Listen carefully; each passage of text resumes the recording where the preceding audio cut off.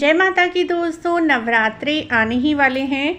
शारदीय नवरात्रि की सबसे सरल विधि, यदि आप वर्किंग हैं, स्टूडेंट हैं और ज़्यादा सामान भी नहीं है, ना ही आपके पास ज़्यादा समय है, तो आसानी से ही आप चौकी लगाकर माता की पूजा कर सकते हैं। 9 नवरात्रों की पूजा करना बहुत ही शुभ होता है और शारदीय नवरात्रि चारों नवरात्रों में सबसे बड़े होते हैं, क्योंकि इसके बाद सारे तीज त्यौहार भी शुरू हो जाते हैं, जैसे दिवाली, करवा चौथ, होली, अष्टमी, बहुत सारे व्रत आते हैं, छठ पूजन, भैया दूज। तो शारदीय नवरात्रि पर चौकी बिछाकर पूजा करना सबसे ज़रूरी होता है और सभी को करना ही चाहिए। लेकिन वर्किंग हैं, स्टूडेंट हैं, तब थोड़े समय में और थोड़े से ही सामान में आप घर पर आसानी से ही पूजा कर सकते हैं। तो फ्रेंड्स, सबसे पहले या तो आप स्टडी टेबल पर या कोई भी जहाँ पर साफ़ सुथरा सा स्थान है उसे अच्छे से साफ़ करके लाल रंग का कपड़ा बिछा लीजिए। हो सके तो थोड़ा डेकोरेट कर लीजिए। उसके बाद माता का जो भी स्वरूप आपके पास है, फ़ोटो है, चित्र है, जो भी है वो ले लीजिए। तो देखिए, हमने माता की फ़ोटो ली है, उसमें माता के 9 स्वरूप हैं। 9 दिनों तक माता के 9 स्वरूपों की पूजा की जाती है। तो ये ऐसा चित्र हमने ले लिया है और इन्हें हम चौकी पर विराजमान कर लेंगे। ऐसा चावलों का आसन देकर हमने अपनी माता रानी का फ़ोटो यहाँ पर विराजमान कर लिया है। उसके बाद माता रानी के लिए आप ये छोटी सी चुन्नी ले आइए। ये नवरात्रों में हर जगह पर मिलती हैं और एक चुन्नी माता रानी को वस्त्र स्वरूप आप अवश्य ही अर्पित कर दीजिए। तो यहाँ पर हमने माता रानी को चुन्नी अर्पित कर दी है। जो भी चुन्नी आपको मिल जाती है वो अर्पित कर सकते हैं। उसके बाद फ्रेंड्स, यदि आपको ज्वारे नहीं बोने हैं, ना ही कलश स्थापना करनी है, तो भी सरल विधि से आप पूजा कर सकते हैं। जहाँ पर माँ का शेर होता है, सीधे हाथ पर हम एक छोटा सा कलश विराजमान कर लेंगे। तो यहाँ पर एक चावलों की ढेरी हम लगा लेते हैं। यदि आपको अष्टदल कमल आता है तो अष्टदल कमल बना लीजिए, नहीं तो सिंपल आप ढेरी बनाकर भी माता की पूजा कर सकते हैं।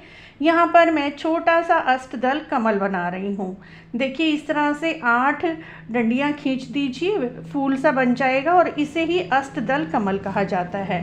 और उसके बाद एक छोटा सा यहाँ पर होल बनाकर यहाँ पर हम एक जल का लोटा रख लेंगे। कोई भी लोटा ले लीजिए, तांबे का, पीतल का। उसके ऊपर हमने स्वस्तिक बना लिया है। उस लोटे को पूरा जल से भर दिया है और इसके कंठ पर भी हमने मोली बांध दी है। इस तरह से हम एक जल का लोटा अपनी पूजा में रख लेंगे।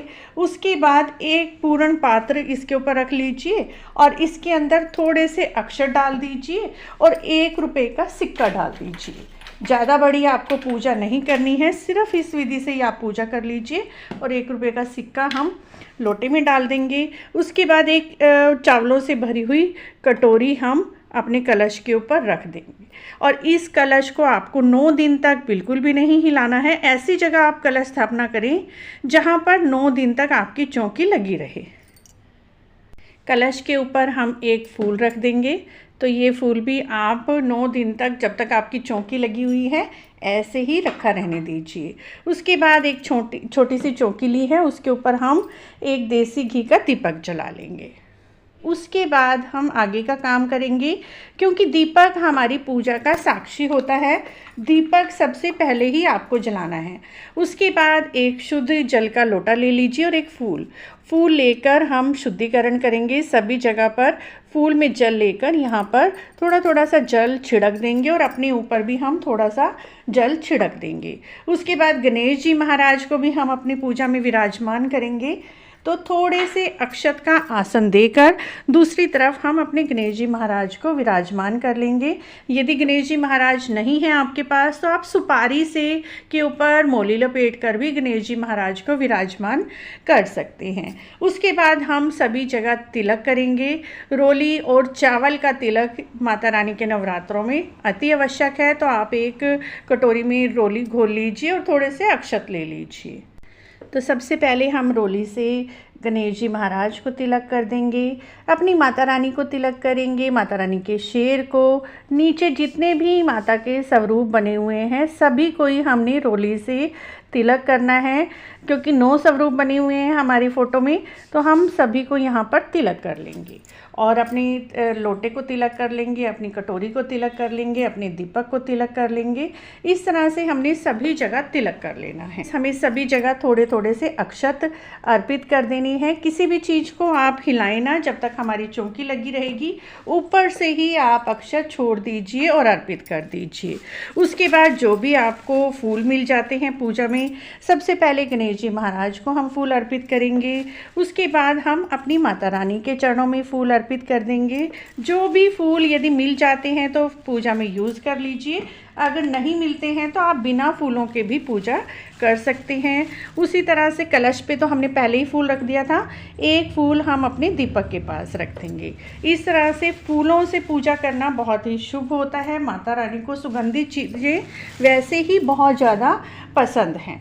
उसके बाद फ्रेंड्स उस आरती करेंगे। यदि आपको माता रानी की कथा आती है तो यहीं पर बैठकर कथा कर लीजिए, नहीं तो यहीं पर बैठकर आप आरती कर लीजिए।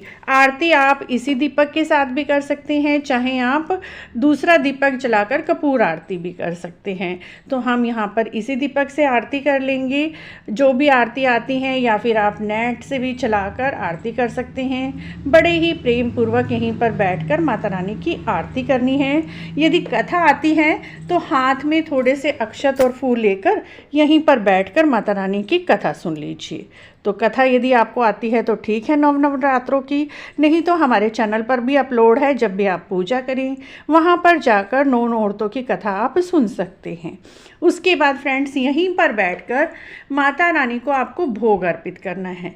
भोग कैसे लगाना है उसकी वीडियो भी हम आपको इसी वीडियो में शेयर कर रहे हैं। उसके बाद फ्रेंड्स माता रानी को फल का भोग अर्पित कर दीजिए। जो भी ऋतु फल आपके पास है वही ऋतु फल आप ले लीजिए और माता रानी को लाल रंग के फल जैसे अनार और सेब का भोग आप अवश्य ही लगाएं। उसके बाद थोड़े से पताशे मंगा लीजिए और हर रोज़ पताशे का भोग माता को अवश्य ही अर्पित करना है। उसके बाद फ्रेंड्स दक्षिणा, या तो आप पहले दिन दक्षिणा अर्पित कर दीजिए या फिर लास्ट वाले दिन 9वें नवरात्रे भी आप दक्षिणा माँ को अर्पित कर सकते हैं। तो यहाँ पर हमने दक्षिणा अर्पित कर दी है। उसके बाद यहीं पर अग्नि में माता रानी को भोग लगाने की विधि भी आप शेयर कर रहे हैं। तो आप इस तरह का एक बड़ा सा दीपक ले लीजिए या फिर कोई भी प्लेट वगैरह ले लीजिए, उसी में यहीं पर हम हवन कर लेंगे। उसके बाद फ्रेंड्स हमने लेनी है 2 कपूर की टिक्की। तो ये देखिए ये कपूर आते हैं जैसे, इसी तरह के आपको 2 कपूर ले लेने हैं। तो ये 2 कपूर हम इसमें रख लेंगे। कपूर से हवन करना और अग्नि से माता को भोग लगाना बहुत ही शुभ रहता है। भोग लगाने की ये सबसे सरल विधि है, बहुत जल्दी से जलने लगते हैं। उसके बाद लेनी है आपको 2 लौंग। तो ये देखिए ये 2 फूल वाली लौंग है, इस तरह की फूल वाली 2 लौंग, इन्हें घी में भिगो लीजिए और उसके बाद अपनी अग्नि में डाल दीजिए। उसके बाद जो आपने भोग माता रानी को चढ़ाया है, एक पताशे का, वो भी इसके अंदर अर्पित कर दीजिए। और यदि आपने कोई मिठाई का, नारियल का भोग लगाया है तो इस तरह के नारियल आते हैं, सूखा नारियल भी भोग में आप। तो फ्रेंड्स ये देखिए हमने 2 कपूर की टिक्की जला ली है। मेरा बीच में कैमरा बंद हो गया था। और उसके बाद हमने 1 पताशे का भोग, 2 लौंग का भोग अपने यहाँ पर छोटा सा हवन कर लिया है। उसके बाद थोड़ा सा हमें नारियल, सूखा नारियल जो आता है, ये आपने हवन सामग्री में डाल देना है और इस विधि से आप छोटा सा हवन कर सकते हैं। ये हवन आपको सुबह के समय करना है, रात के समय आपको हवन नहीं करना। और इस तरह से फ्रेंड्स ये छोटा सा हवन भी हो जाएगा और माँ को भोग भी अर्पित कर देंगे। इस विधि से आप भोग अर्पित करते हैं तो माता रानी अपना भोग स्वीकार करती हैं। अग्नि द्वारा जो हम भोग देते हैं वो देवी देवताओं तक सीधा पहुँचता है। मित्रों बिल्कुल सरल विधि आज हमने आपसे शेयर की। आशा है आपको पूजा की है सरल विधि नवरात्रों की अच्छी लगी होगी। अच्छी लगी है तो आप इसी विधि से पूजा करें और नवरात्रों की पूजा का लाभ उठाएं। कम समय है, कम सामान है, तब भी आप आसानी से इस विधि से पूजा कर सकते हैं। यदि वीडियो आपको ज़रा भी अच्छा लगा है तो प्लीज़ हमारे चैनल को जरूर सब्सक्राइब करें, लाइक करें, वीडियो को शेयर भी करें। कमेंट बॉक्स में जय माता की अवश्य लिखें।